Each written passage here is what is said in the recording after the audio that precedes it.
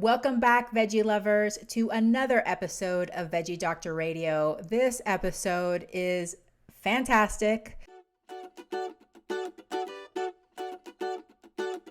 Welcome to Veggie Doctor Radio. I am your host, Dr. Yami, board-certified pediatrician, certified lifestyle medicine physician, certified health and wellness coach, author, speaker, mother, wife, and human being.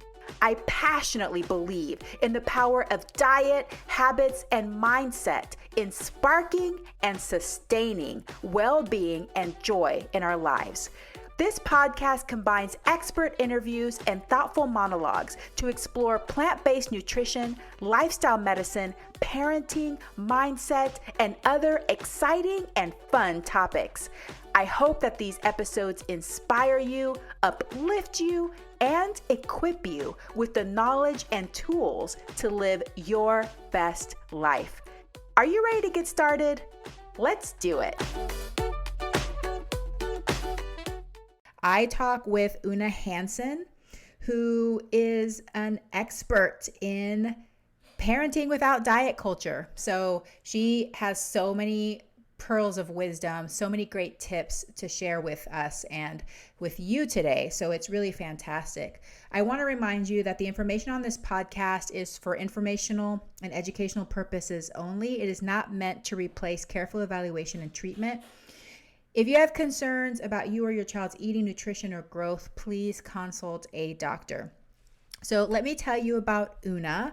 I found her on Instagram and I'm so glad I did. So in education for 25 years, Oona Hanson helps parents and guardians raise kids who have a healthy relationship with food and their body.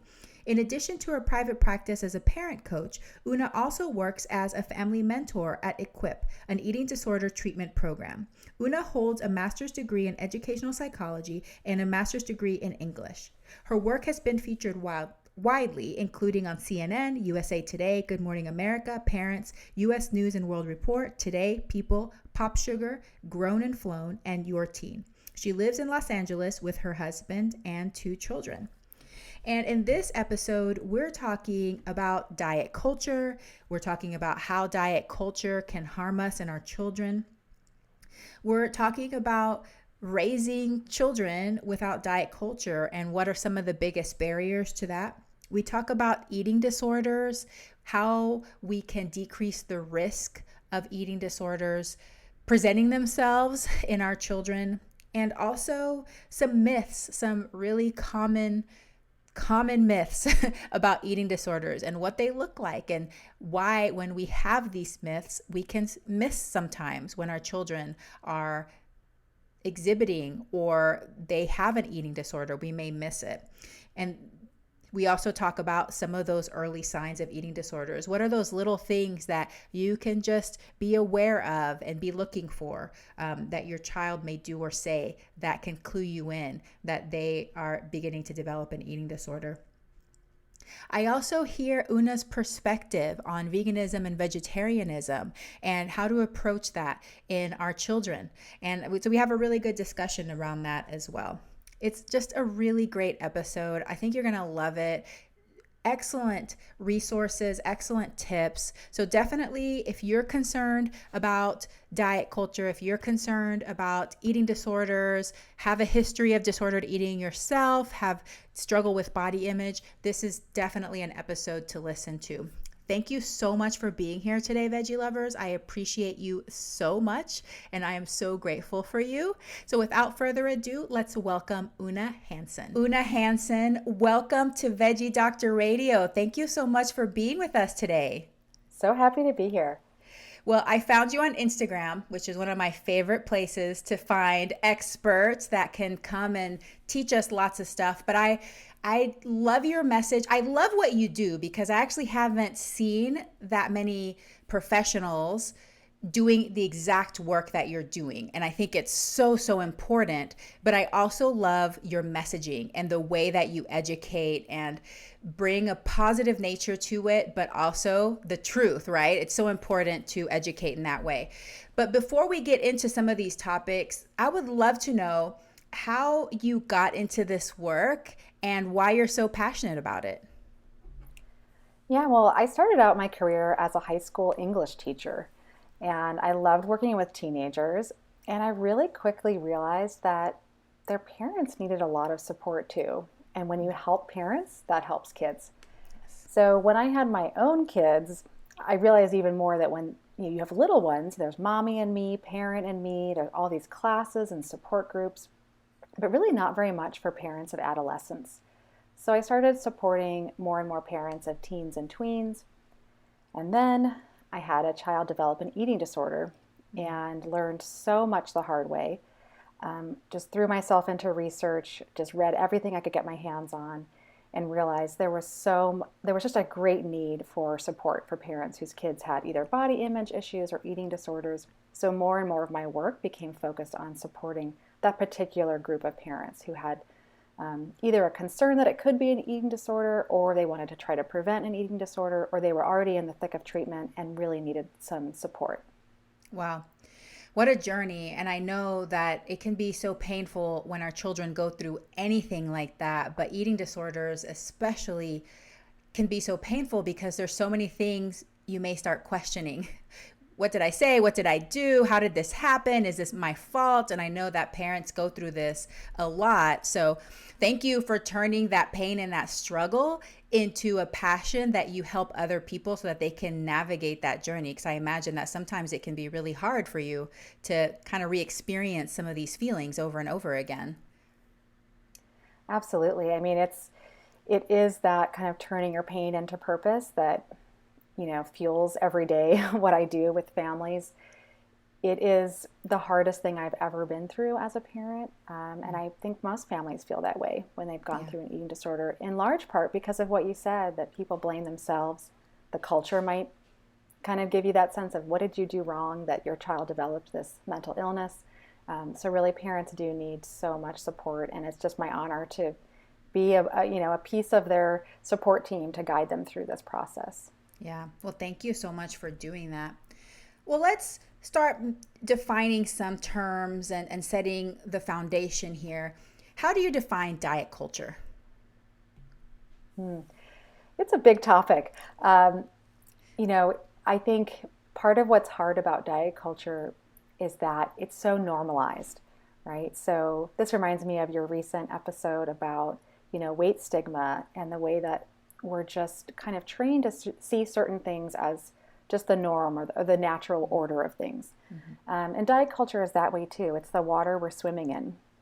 Yeah. It's the belief that there are certain kinds of bodies that are better than others, and that food is also in a hierarchy. Of course, that those rules and that hierarchy, it changes all the time, right? When I was a kid, everything was fat-free, right? Right now, everything is sugar-free.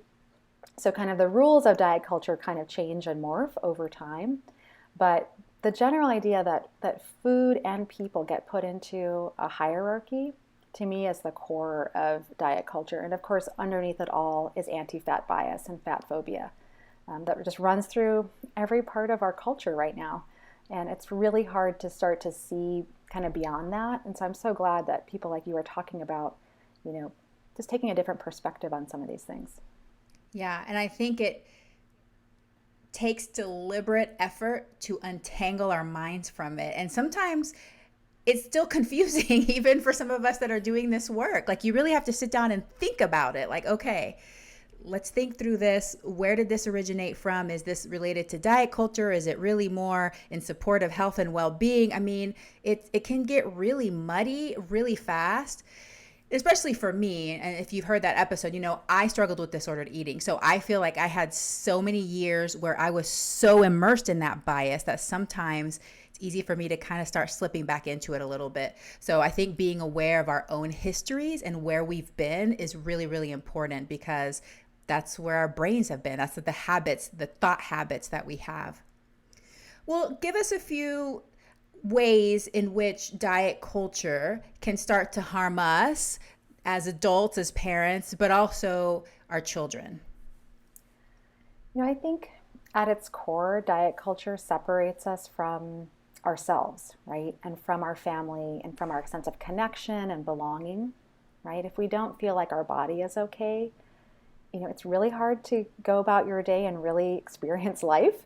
And as a family, if, let's say, cultural foods or family traditions get interrupted by diet culture rules, like you're trying to healthify grandma's recipe at a holiday or something like that, there are those ways that diet culture sort of interrupts these connections that are, I mean, really more important than ever. So that's, to me, the kind of the more philosophical aspect of the way diet culture can affect families, is it really separates us from our intuition, our true self, our authentic connections to each other and to our family history. On a practical level, I think it puts a lot of pressure on parents, right? You talked about health and wellness, and I think parents, of course, we want our kids to be as healthy as they can be, and it can really make it hard for us to plan meals or go grocery shopping without this sort of fear, like, is this okay to give my kid? And that kind of fear and anxiety around food, that really, again, interrupts what mealtime really should be about, right? It's not just the nutrition that you can quantify on a nutrition label, right? We're getting nourishment from our food when we eat together as a family that, you can't read that on a food label. Diet culture kind of can interrupt that other kind of nourishment in a way that I think is really harmful. Mm-hmm. Yes, absolutely. And as a pediatrician, I see that every single day. So even just in the way that in our culture, in this society, I know that a lot of westernized countries have started to be infiltrated by this thinking, but parents just starting to think in terms of macronutrients all the time. Like, there's a huge obsession with protein, and so there's a lot of confusion about it too, but it makes parents so anxious that they change their feeding practices because they're so concerned that their children is not eating enough of a certain macronutrient.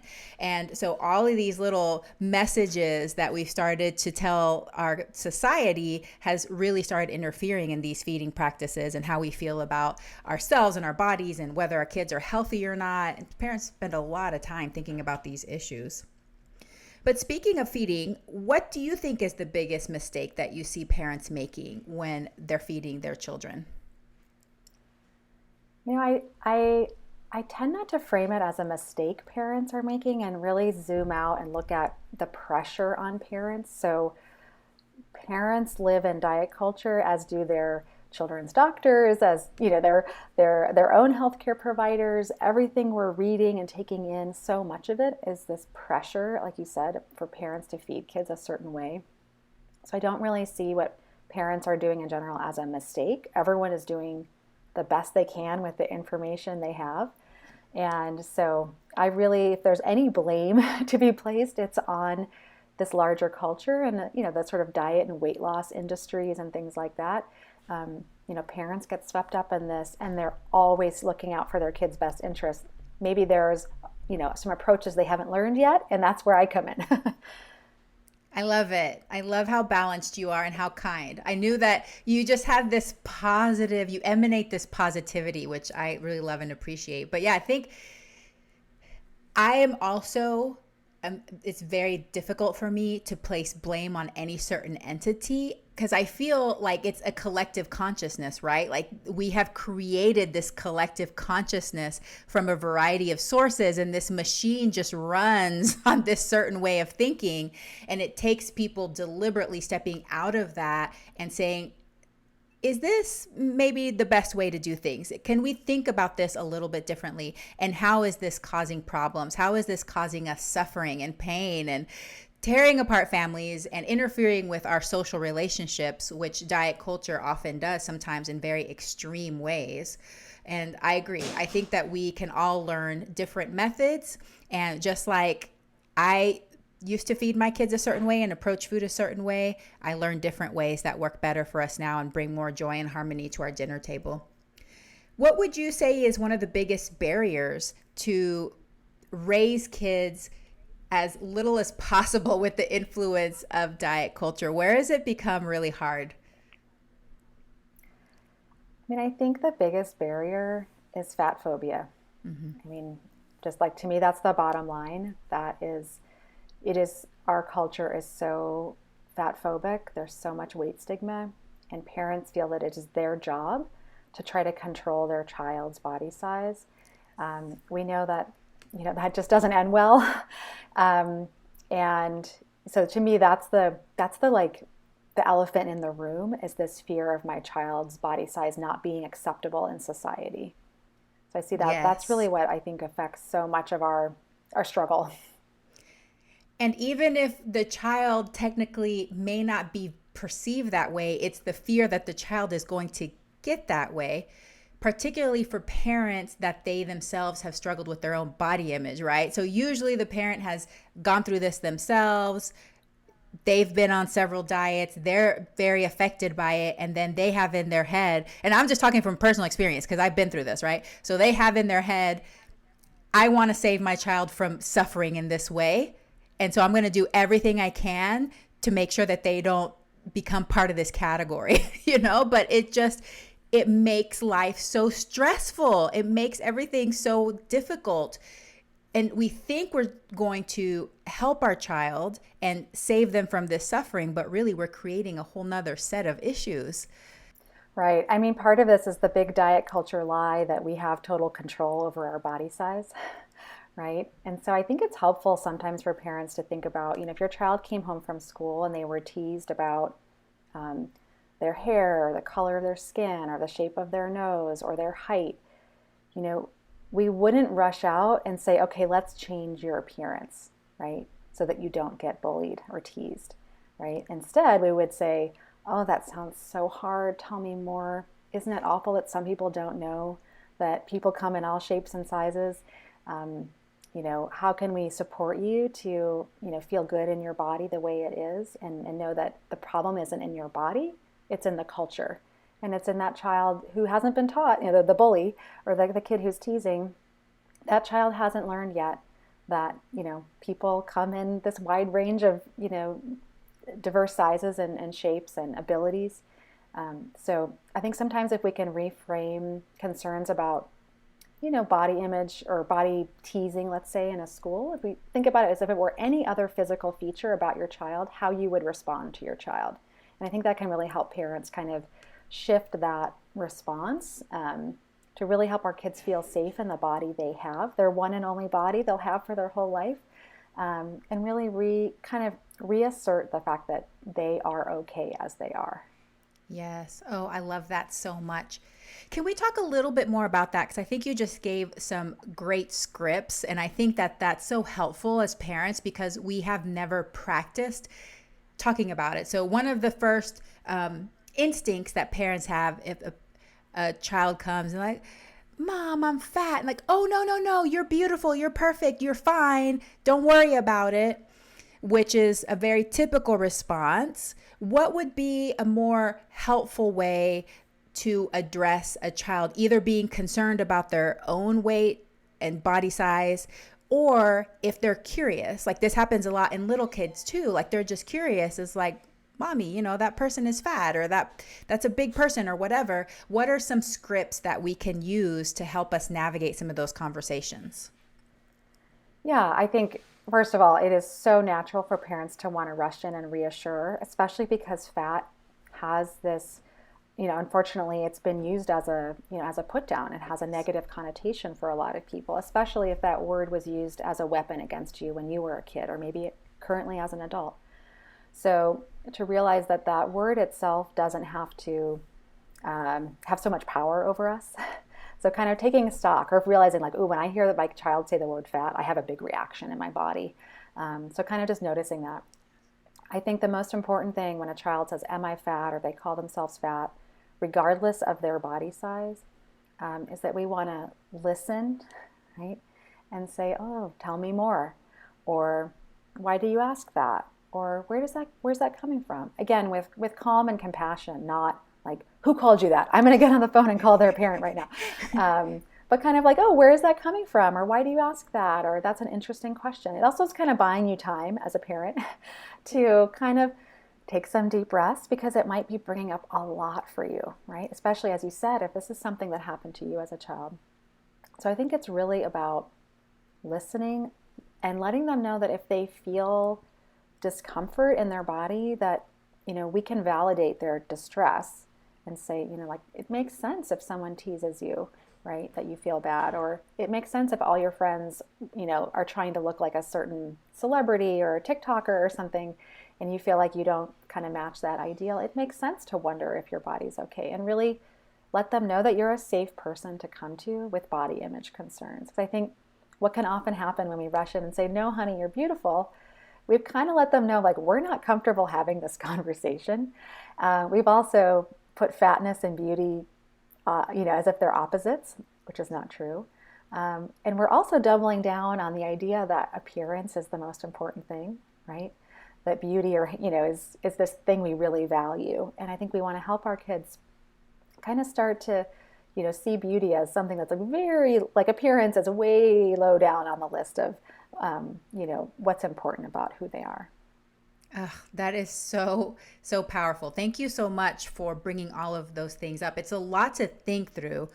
And I'll just say to the listeners, these things take practice, and you're not going to be perfect. So don't expect yourself to be perfect at some of these conversations. But I think what Oona was saying, of taking that deep breath and being curious, turn it into curiosity. Even when you're like really stressed out inside, be like, oh, why do you think that? Or what does that mean to you? And start really exploring what your child is thinking in their head and what may have triggered what happened, and then take it calmly step by step.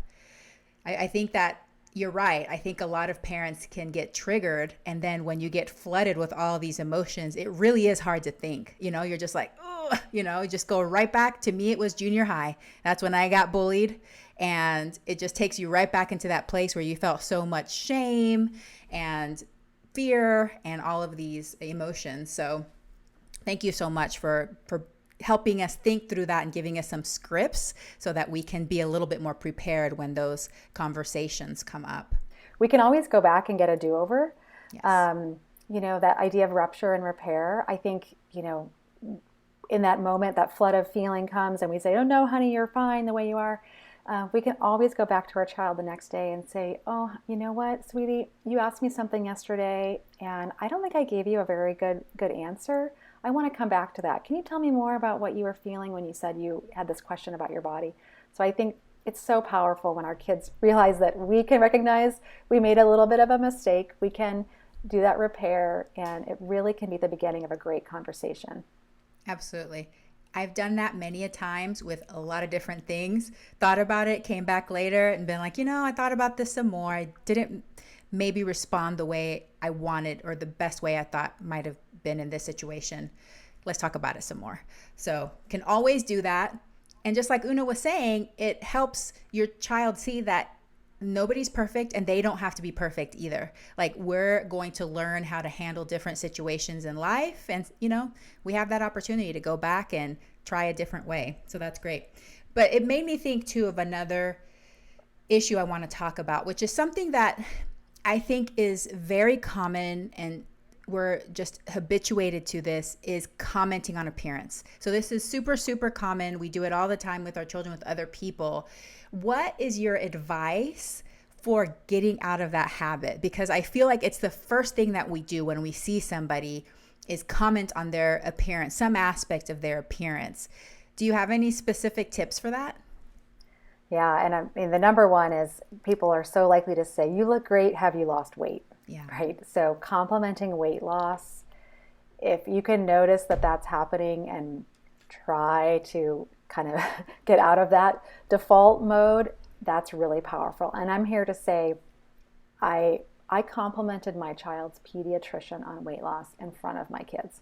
I didn't know. That's our kind of default response. If someone has lost weight, that we compliment and talk about it as a positive, as if it's always a positive thing.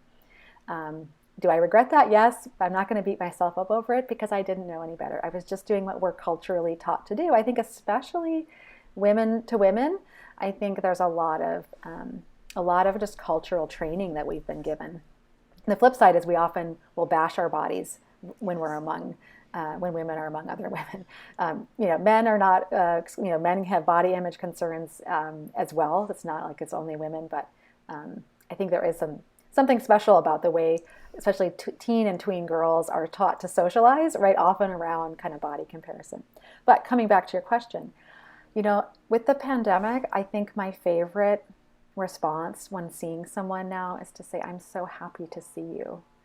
And kind of getting into that habit of really focusing on the joy of reconnecting with someone. It's really about being with that person. It has nothing to do with what they look like. And so practicing, like you said, you could practice it, right? Practicing it in a mirror, and just thinking about how that feels when you reunite with someone you haven't seen and they say, like, I've missed you, or I'm just so happy that we can be together. It just feels so good versus someone commenting on your body. Yes. And it really gets down to the essence of them, right? Like, you don't care what they look like or what size they are, what their hair looks like. You just love them as a person, their whole soul, I love reframing that way, and getting used to commenting on a person's essence and just wanting to be around them. That's a beautiful way to think about it. And what I've started doing, because I feel like, and what you're talking about, women engaging in this self, bashing, that fat talk. And they've actually done studies on fat talk and how pervasive it is and how it makes everybody feel bad, but we still keep doing it. Even though everybody engaging in that fat talk comes away from the conversation feeling worse about themselves. So I've gotten pretty good about, if anybody comments on my body size or anything, just gently redirecting the conversation, like, oh, did you hear about such and such? Or, oh, let's talk about this, and not necessarily making comments like, please don't say that or something like that. More like just gently redirecting, not engaging in that line of talk, and it does take practice and it's difficult. And I think some people, they feel like, and this is diet culture too, they feel like if somebody has lost weight, because people are generally so proud of losing weight, that if you don't say something about it, you're not showing them that you care about them. It's like this very complex thing. So it's hard for them not to say something. But I think it's also good to be reminded that body size changes, we evolve, but sometimes body size may change in response to things that are very painful. Like, people going through really painful things, or they stop eating because they don't even have appetite. And so just be thinking about stuff like that too, that just because someone has lost weight doesn't mean that they're on this like wellness journey where they're purposely trying to lose weight. It could have been from something that was really harming them, like an eating disorder or a death in the family or something like that. So trying to think about other things to say to that person instead of body size. It like we said before, it takes practice, but we can do it together. But speaking of eating disorders, I'd love to talk more about that. So like we talked at the beginning of this interview, they're very complex, multifactorial, but can you give us some tips that parents can use to try to reduce the risk of their child developing one? And then we'll also talk later about some of the signs and symptoms we may see early on in an eating disorder. Yeah, and I like how you phrase that as sort of like lowering the risk, or because we can't prevent every eating disorder, they just happen. But yeah, there are things that we can do to make it less likely to happen. So, definitely if there's someone in the family who's dieting, that can put kids at greater risk for body image and their own disordered eating, right? So I know this is really hard to hear if you're a parent who, is struggling with disordered eating yourself, and maybe you've gone from keto to Whole30 to what, pick into Noom, right? That's the new, the new one that's bombarding everyone with ads. If you're tracking your food and your weight, your kids are watching. Even if you never say anything to them about their food or body, kids are always watching and listening. So if you need support with your own body image or disordered eating, or maybe even an eating disorder, you deserve that for yourself, first of all. And it's also going to have this secondary benefit for your kids. And sometimes it's easier to do things for our kids than it is to do it for ourselves. So if you realize like, oh, I really hate always being on a diet, I never feel good, and you're not sure how to get off that diet train, maybe doing it for your kids will be that kind of like little boost you need to start to take care of yourself in a different way. One simple thing would be if there's a bathroom scale in your home, I really encourage families to remove that. If there's someone in the home who needs a scale for, medical, true medical reasons, either talking about that as a family or keeping it as a private thing that's not out in the open for kids to see. Mm-hmm. I think talking about food is another this is a big topic, but, I think diet culture has taught us to categorize and label foods a lot. Like you mentioned, macronutrients, right? Like little kids are learning like what protein is, right? So a lot of nutrition education is just not developmentally appropriate. When we start to teach kids to label and categorize foods, it really can kind of go sideways pretty quickly. So I really encourage parents to talk about food just by naming it the food that it is. So, ice cream is just ice cream. It's not a treat. Broccoli is just broccoli. It's not, a green veggie. I mean, it is all those things, right? But when we start to categorize foods as like, this is a carb, or this is a processed food, or this is a treat, those kinds of terms can be really confusing to kids. And when kids start to see food kind of in black and white terms or into categories, they can get either fixated on a food or get afraid of a food, start to give themselves rules about food. And that's where, kids can be more vulnerable to an eating disorder, because eating disorders love rules about food, right? So, if you're already in a family where there are a lot of rules about food, that could put you at higher risk for developing disordered eating or an eating disorder. Yeah, absolutely. Those are great. And I agree. I mean, I feel like it was what I saw in my children, particularly my older son, that really showed me, even though I had been miserable for decades on the diet roller coaster off and on and developed binge eating and all of this stuff, it was never enough to, try to hop off until I saw that him as a 6-year-old started body checking.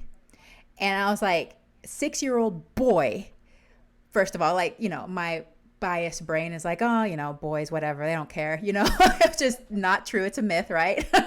And he was 6.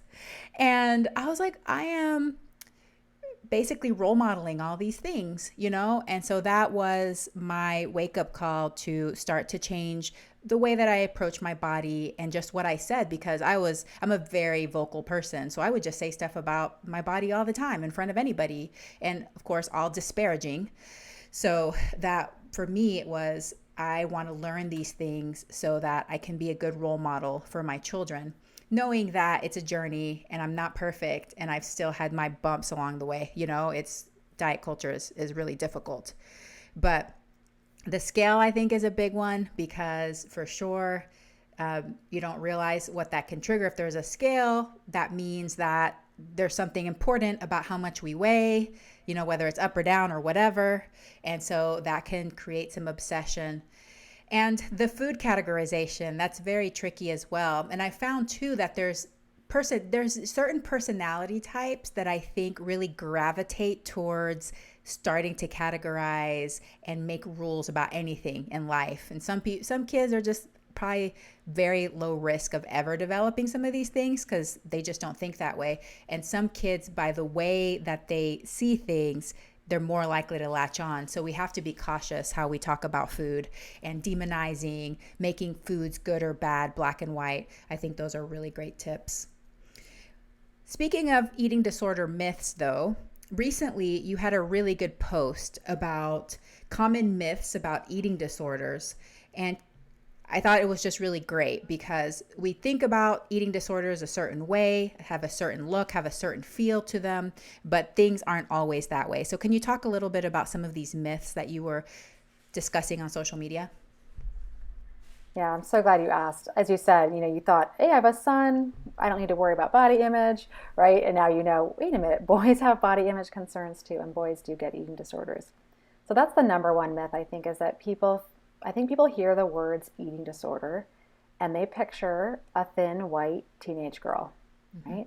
And she's probably from an affluent family. She's probably a straight A student, right? There's this very pervasive myth about who gets eating disorders and what they look like. And I am here to say anybody can develop an eating disorder, regardless of your gender, race, your socioeconomic class, your body size, right? So eating disorders affect everyone. So that's the biggest myth out there, I think, is that you can kind of tell if someone has an eating disorder by how they look. Just not true. Another really pervasive myth is this pop psychology idea that it's so-called not about the food, right? That eating disorders are always about some deeper issue. And this might take a second to kind of unpack, but certainly someone with an eating disorder can have a trauma history, can have pre-existing mental health concerns, can have a lot of other challenges that they're dealing with. And there can be people who develop an eating disorder, after having a bad stomach flu and lose 5 pounds. Mm-hmm. Or a child goes to a summer program where they don't love the cafeteria food and they lose 5 or 10 pounds and now they've got an eating disorder. There was no trauma history there, nothing. They weren't abused. They weren't suffering from anxiety or depression. And so I think it's really important for parents to know that, eating disorders are very complex. There is a strong genetic component, and that the most important thing when a child has an eating disorder, or anyone has an eating disorder, is getting their nutritional rehabilitation needs to be number one. Eating enough, eating regularly, eating enough variety of foods to support health. That has to be the number one thing. And when people hear the message, it's not about the food, or you have to go figure out your deeper issues first, what that means is that people can spend years, if not decades, in therapy searching for, the so-called root cause, or trying to resolve things from their past, thinking that will unlock the secret to their eating disorder. And that can be true for some people, that there is some kind of light bulb moment they have that really helps them. But for the vast majority of people, we really need to start with the nutrition piece first. And as they are nutritionally rehabilitated, if they have to restore weight, they've restored weight to a right weight for their body, not just some arbitrary BMI percentile, but for their body. And then that can be a time to talk about, well, let's look at your mental health as a whole, right? Let's look at things that maybe contributed to these eating disorder thoughts, or that's the time to really kind of dig into maybe some of the other issues that may or may not even be present. So I hope I answered that particular myth, or explained that myth a little bit. A related one is that people with eating disorders develop eating disorders because they're anxious and obsessed with food in their body, right? So that's the myth, right? Oh, this person is very weird with food. They're very picky about their food. They're very obsessed with their body. That's why they developed an eating disorder. And what we know now from research is that getting into energy deficit, right? So not enough calories coming in, not eating enough, that state of malnutrition or semi-starvation, that kicks off anxiety, depression, OCD type symptoms, obsession with food, and obsession with body. So what we think of as the causes of an eating disorder are more often the symptoms of starvation. So I think that kind of ties into it's not about the food piece as well. There's one more. I think the other common myth is it's all about control, right? I even hear eating disorder experts say this a lot. I really push back on that. When people say it's all about control, what they're missing is that when someone has an eating disorder, they have lost control. Their eating disorder is controlling them, not the other way around. And so I think it's important for everyone to have a lot of compassion for people with eating disorders. They didn't ask for this. It's not a choice or a lifestyle or a cry for attention or a phase. This is a serious illness that someone developed for who knows what reason. We don't always find out why. And the most important thing is that they need that nutritional rehabilitation and the support to start to recover. Oh, I love that so much. Thank you so much for sharing those myths with us. And I agree so much from someone that I was never formally diagnosed with an eating disorder, but probably qualified for one, and having disordered eating. But also, I think that applies to mental illness in general, because I've also had suicidal ideation, been severely depressed in the past, and you get to this point where you you don't feel like the same person anymore, and everything is believable to you. And somebody from the outside would think, I mean, that's irrational. Why are you even thinking that? You're just doing that because you want attention or whatever. But no, you're like, literally, that's how you think. That's what you believe. You're trapped in that world. That can happen with an eating disorder as well. So I agree that taking this compassionate route, a route of empathy and love, and then taking this child and helping them through this journey so that they can come out on the other end feeling better about themselves, not entrapped by this eating disorder. Because if we say, you're just doing this because you're trying to control everybody and all this stuff, I mean, I don't think that's helpful. But I agree with you also as far as this happens a lot in pediatrics with lots of different kinds of things. When we spend a lot of time trying to find the root cause, then we're not spending as much energy doing the things right now that we can do to help. Like maybe we might be able to find the root cause, maybe not. Either way, we know that we can help ameliorate the situation with these things. And so I think our energy is better spent in that area as well. So those are all really, really great. So let's talk about some early eating disorder signs that parents may miss, because I know that you talk about this a lot, and especially that myth that it has a certain look. And I know we don't love the BMI or categorization of weight, but I read a stat that of all the eating disorders, only 6% of people technically fall into that underweight category, which I am putting in air quotes because, it's a categorization. But most people aren't going to look like this malnourished person, So if people are just waiting till their child looks like that, they're going to miss a lot. So what are some early signs that parents may want to just be aware of and making sure that they're kind of thinking of that their child may display? Great question. I think any change in your child's relationship with food should be a red flag, even if it seems like a positive change. And this is where those food categories make it so confusing for parents. But I can't tell you how many families I know, and my family is one of these families, where the child just, declared they wanted to eat healthier. And this was the beginning of their eating disorder. And most families, their teenager, their preteen comes home and says, "Can I go to the grocery store with you? I want to eat healthier." Like, most families would say, "That sounds great. Wow, they're really teaching you good stuff in school," right? And so we would run out and go, "Oh, you want, these new foods, and you're skipping dessert now. Oh, you have so much willpower," right? We end up reinforcing beliefs that the eating disorder believes, right? So anytime your child changes their food, the other piece to watch out for is your child just having a lot more anxiety about food. So maybe they want to read the food labels. Again, this can be tricky because they're taught this in schools. That's like we could do a whole nother podcast on schools and diet culture.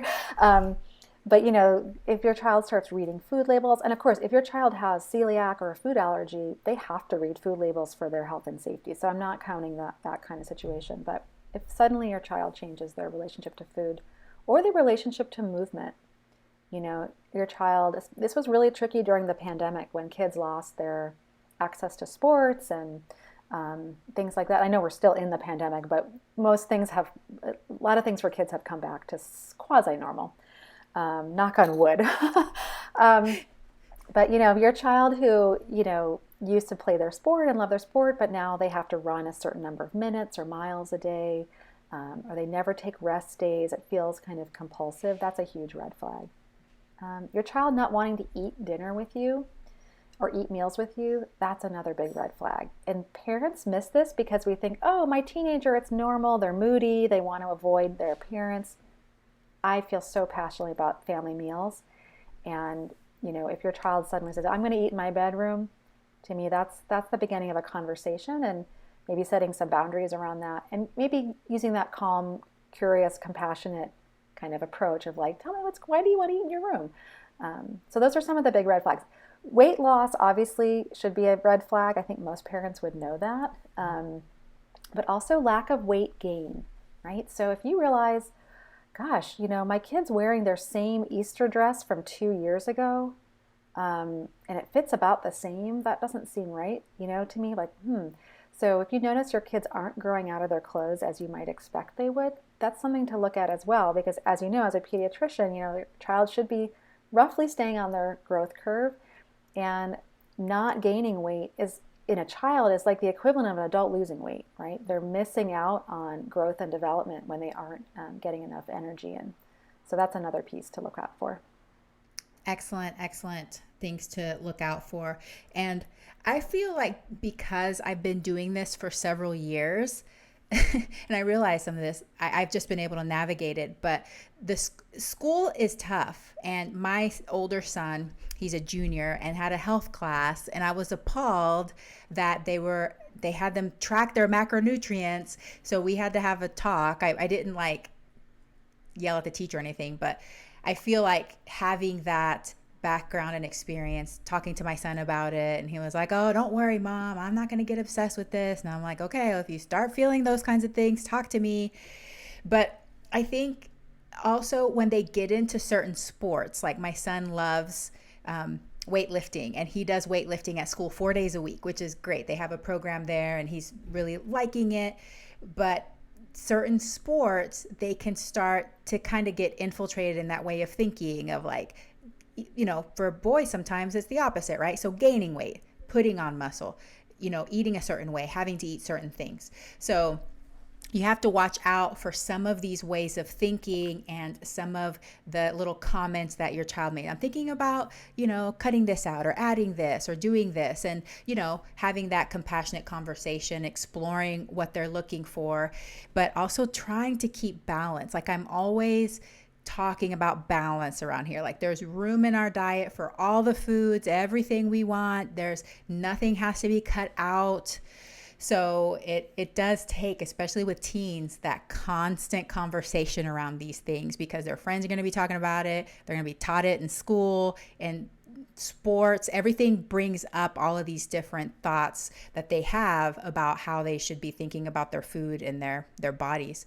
Do you have any other thoughts about sports in particular for boys or girls? Yeah, it's such a good point because coaches can often say thing like a very small kind of offhand comment a child can take. They want to please their coach, right? So if they hear something about carbs or protein, or, oh, if I'm lighter, I'll be faster, or they hear these messages, again, a black and white thinker can really go down a pretty dangerous rabbit hole. So I think it's often worth, like you said, having a conversation with your child.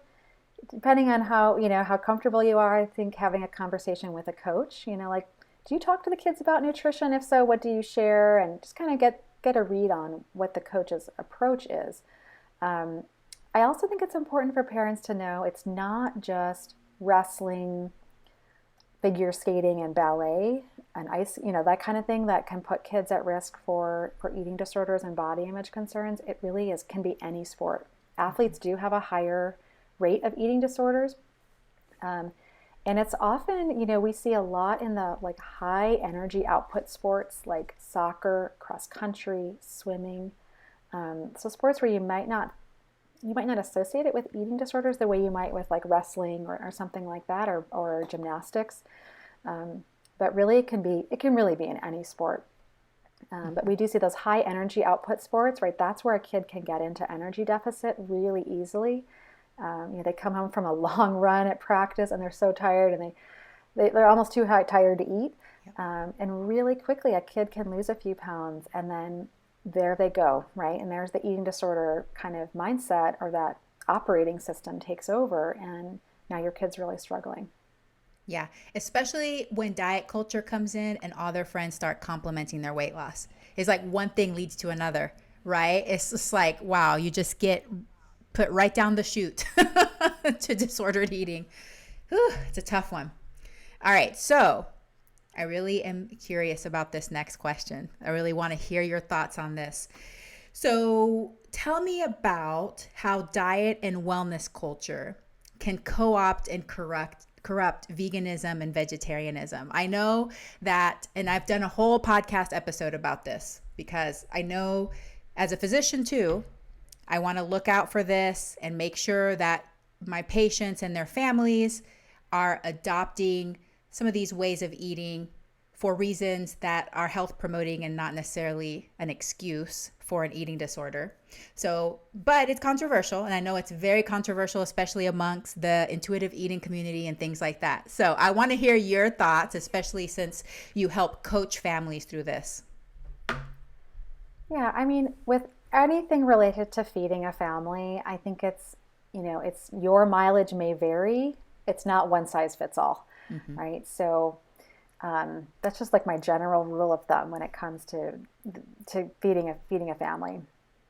I think our culture, has really associated any kind of food rules, right? Diet culture like loves to latch onto that. So vegetarianism and veganism, that can get quickly kind of co-opted, like you said, by these diet culture rules because people associate it with thinness, with affluence. You have the time to prepare these kinds of foods. You can access some of these foods are more expensive, and people think it's in general lower calorie, right? It doesn't have to be, but there is that kind of diet mentality.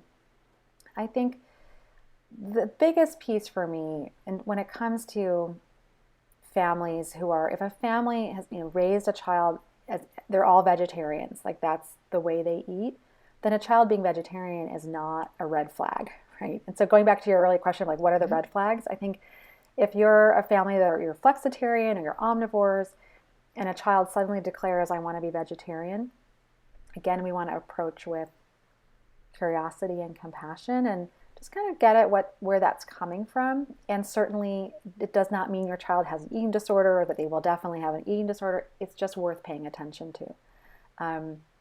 Veganism, I think, for kids can be a lot trickier.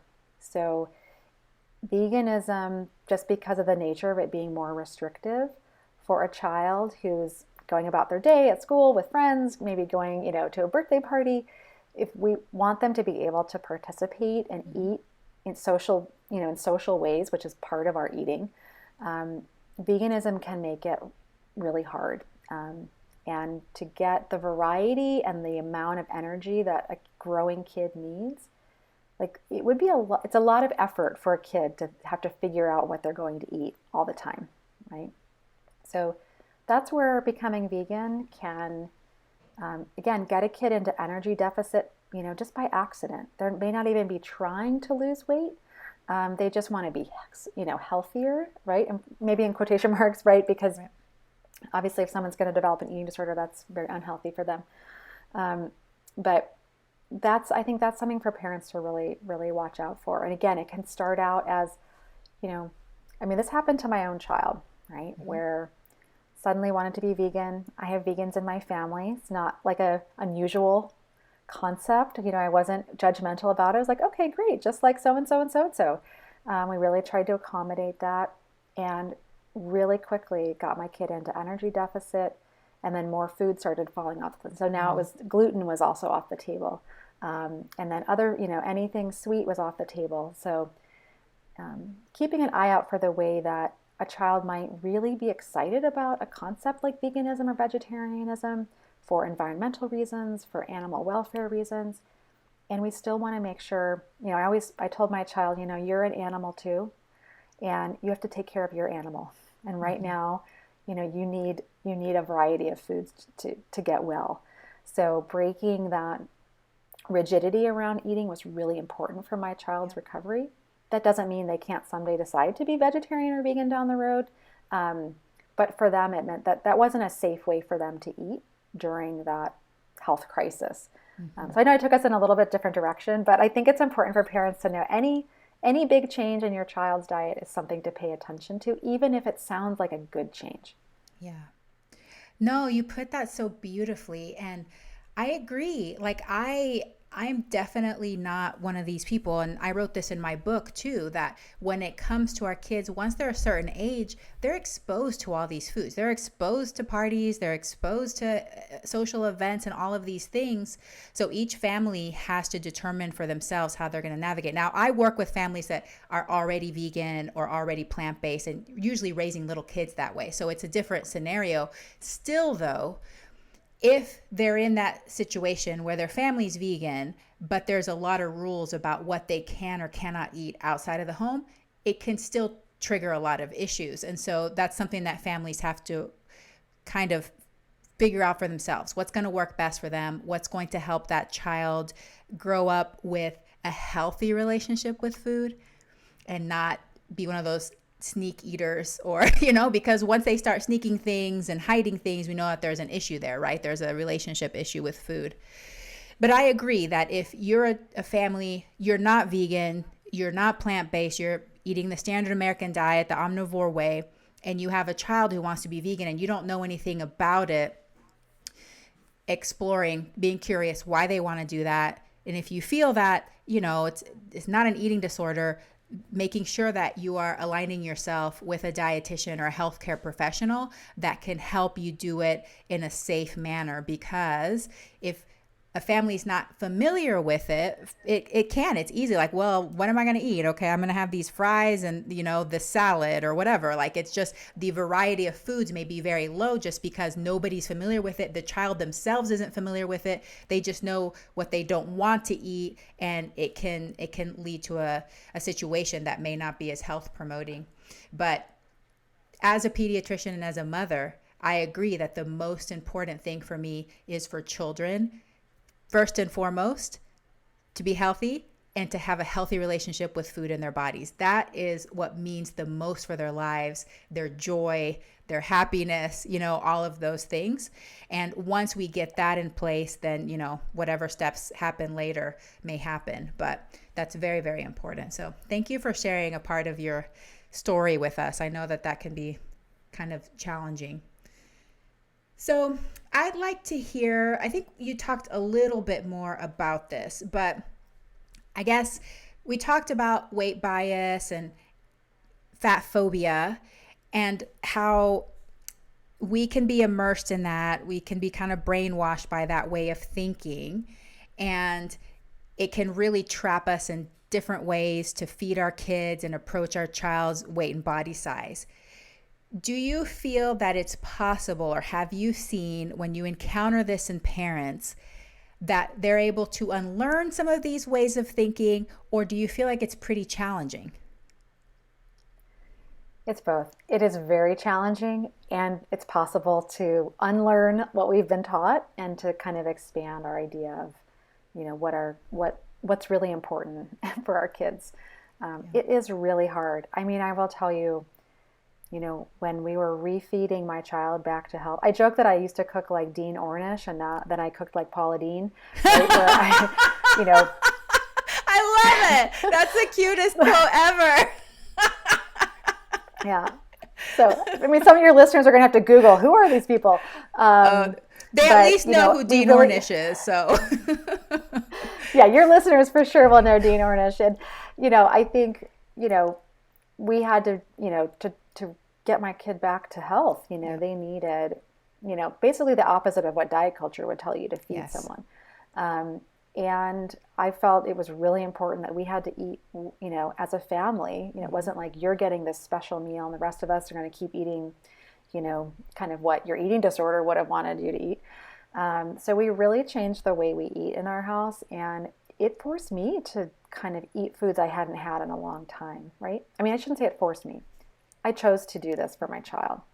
And, it meant gaining weight along with my child. This is very common in eating disorder recovery for parents to gain weight with their kids.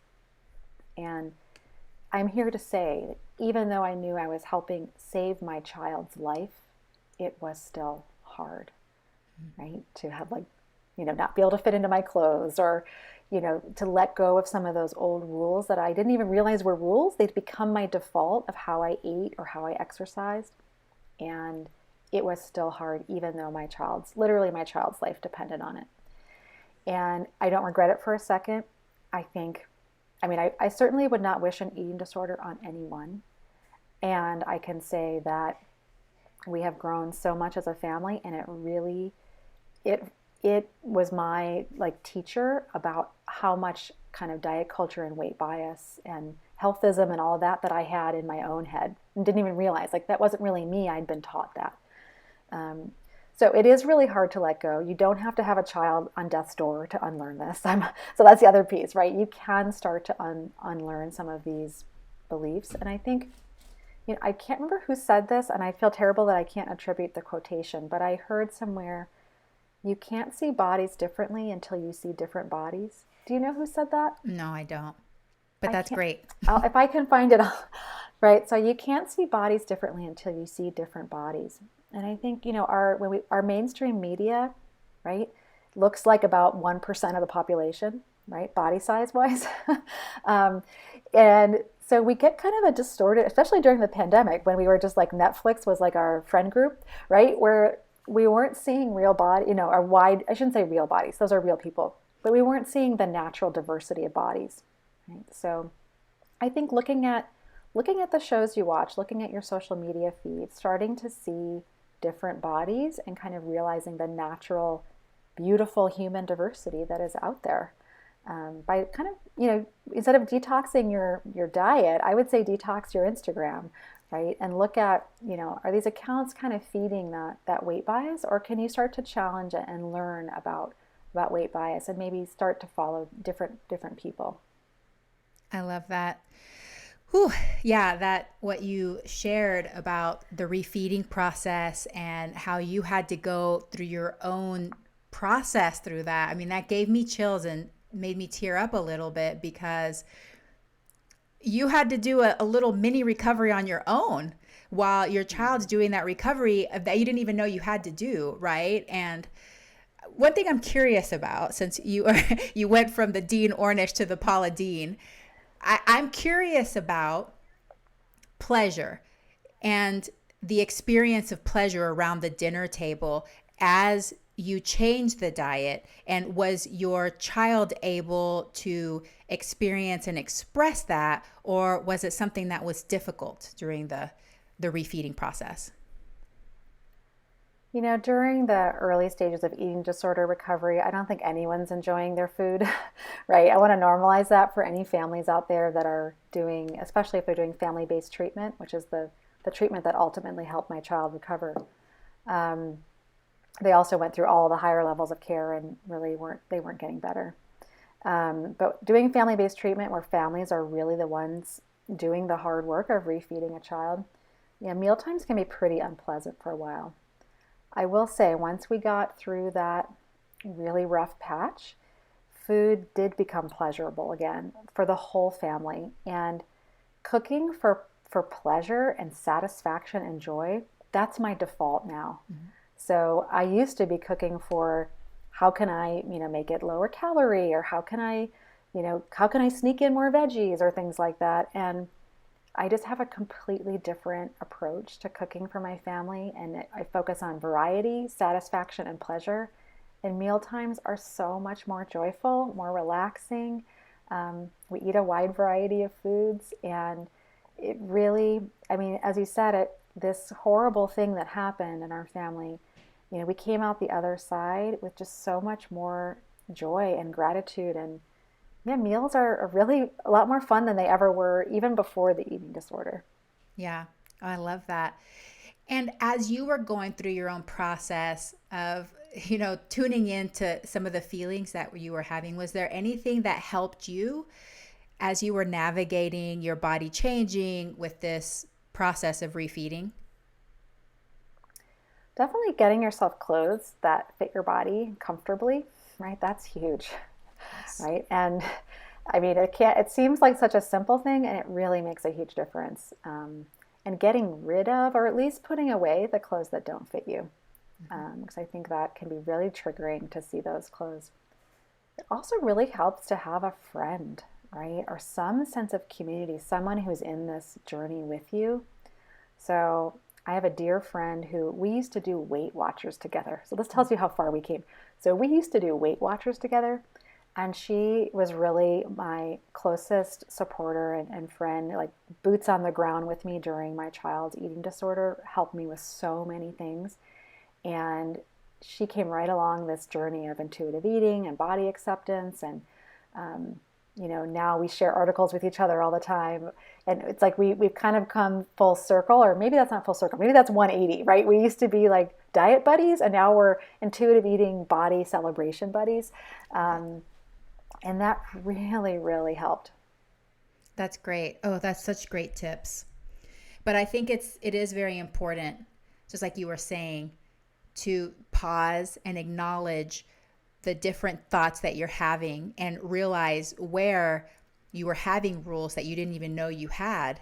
So, and as you're going through this journey, even like if you don't have a child that has an eating disorder, but you want to try to do whatever you can to decrease the risk, tuning into how you make choices and how you develop the menu at the house or choose what to eat on a day-to-day basis, sometimes you'll realize that there's rules in there you didn't even know you had because there's so many layers and it's been ingrained for so long. It's just such a habit. So thank you so much for bringing that up.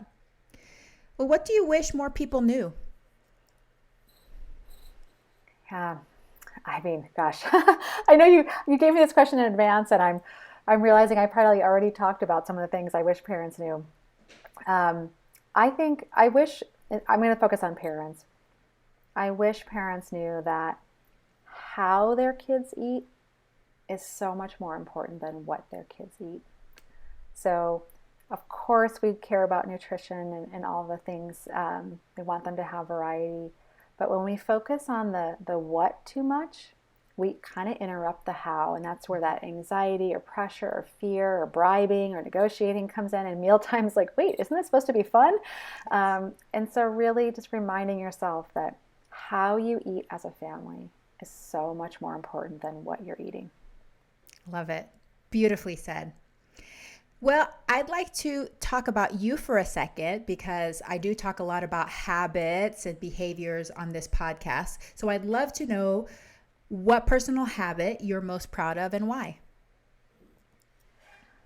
You know, in terms of a habit, I love to go for a walk almost every day outside. And believe it or not, I live in Los Angeles and I do walk. So I think for me, I think better, I sleep better, I feel better. I love seeing, the people in my neighborhood walking their dogs. And that's the habit that really kind of, especially during these last 2 years, that really, I think, kept me in one piece. And you live in an area where you can walk outside comfortably most of the year, right? So that's a blessing. That's nice to have. Awesome. Well, Oona, this has been wonderful. I just love your approach. I love your energy, and you're so calm and compassionate. I just feel so comfortable with you. And I really want you to tell us where my listeners can connect with you, especially if there's parents out there that feel like, oh, I just really want to work with her. Where can they find you, and what products and services do you offer? Yeah, well, my website's a great place to start. It's oonahanson.com. I always say, when in doubt, it's an O when you're typing that in. oonahanson.com. And I post almost every day something for parents on Instagram. And there I'm at Oona_Hanson. There's already an Oona Hanson who's a baby who has an Instagram. So nice. And yeah. So if you go to Oona Hanson on Instagram and you see a baby, that's not me. Keep looking. And yeah. And then on Facebook, I run a group called Parenting Without Diet Culture. And that's where I post a lot of articles, podcasts, other resources for parents. So that's a great place if you want to start kind of building your knowledge base around some of these topics. And the way I work with families, I do private consultations by phone and Zoom. And some families, it's just a one-time session. They need a little bit of a direction. They're not sure if their child is struggling with something, and I can, get them the right resources. And some families really want to start to unpack and unlearn some of these beliefs. So we set up a recurring session to kind of check in.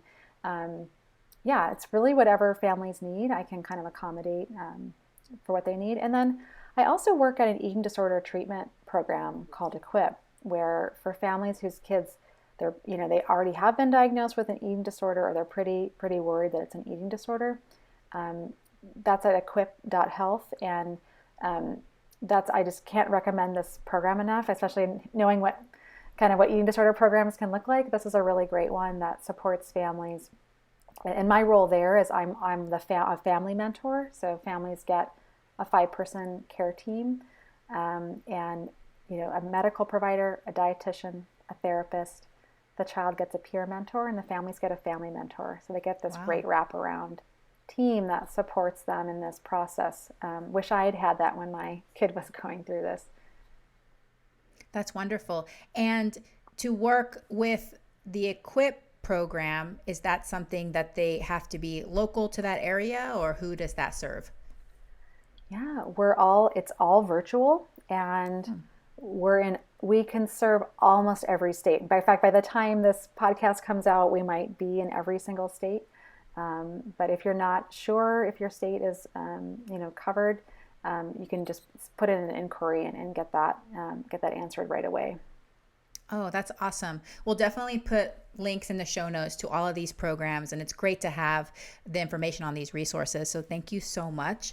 Well, I would love one more answer from you, and this is your number one tip for busy moms. What is one thing that they can start doing today to support confidence in their children in regard to their body and their food choices? For busy moms, it's self-compassion.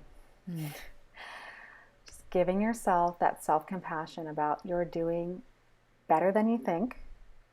You are an amazing mom.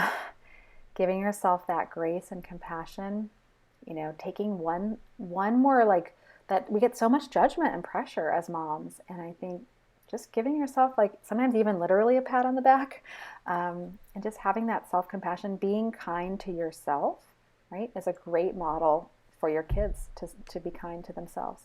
Yes. Thank you so much, Oona. This has been fantastic. I appreciate what you do. I am so grateful that you're doing the work that you're doing. Thank you so much. And I hope you have a very plantastic day. Thanks, you too. Oh my goodness, there was so much awesomeness in this episode. I don't even know where to begin, but I'll just say how I feel. I feel the compassion and the empathy that Oona has for parents, especially parents that are going through the experience of a child with an eating disorder.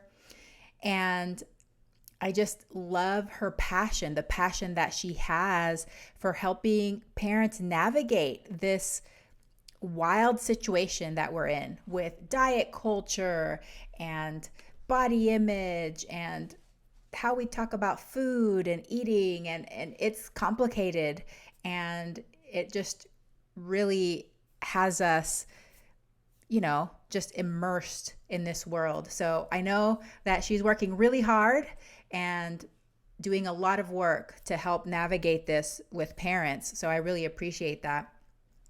But I guess one of my biggest takeaways is for parents to have compassion for themselves, but also just be very aware of the little things that your children can say that may signal that they're at risk for an eating disorder, or that they're starting to tiptoe their way that direction. The way that you talk about food, the way that you approach food in your family, the way that you are approaching your own body, history of eating, history of dieting, or even current dieting. So these are all things to explore, to reflect upon, to think about. Give yourself grace, be compassionate with yourself, just like Oona said. But it is worth thinking about. It is worth deciding, is this the way that you want to keep going forward with how you approach things? So lots of gems, lots of pearls in this episode. I really hope you enjoy it as much as I did. And if you need help in this area, if you're struggling with your situation with a child who is having disordered eating or an eating disorder, or you just want to figure out whether that's something that might be happening, reach out to Oona. As you can see, she's so compassionate and so calm. And I think she's just going to be a great resource. So I am so glad that I'm going to have her expertise in my resource toolbox. It's so amazing. Well, veggie lovers, thank you so much for being here today and for listening to this episode. I hope you loved it. I'll catch you again next week. Have a very plantastic day. Hey, veggie lover. I hope that you loved today's episode. Will you take a second and do me a huge favor? please subscribe to my podcast so that you never miss an episode. You're the reason I'm here, and I want to share it all with you. Thank you for listening, and have a plantastic day.